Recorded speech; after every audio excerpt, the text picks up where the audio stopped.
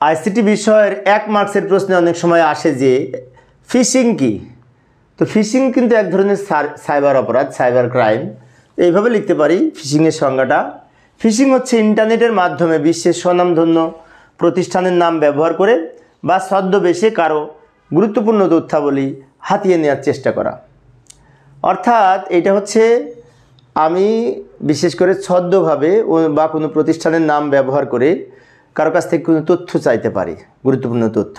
তারপর সেই তথ্যের আলোকে আমি কম্পিউটারের অন্য ক্ষেত্রে ব্যবহার করে তার ক্ষতি সাধন করতে পারি, যার তথ্য সংগ্রহ করব।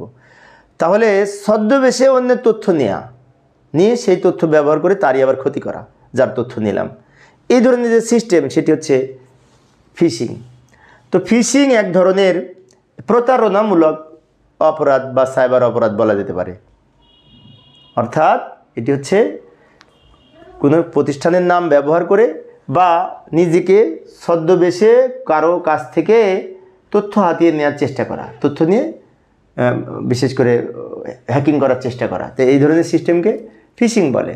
এটি এক ধরনের প্রতারণামূলক সাইবার অপরাধ। তো এটুকু লিখলে হবে 1 মার্কসের জন্য।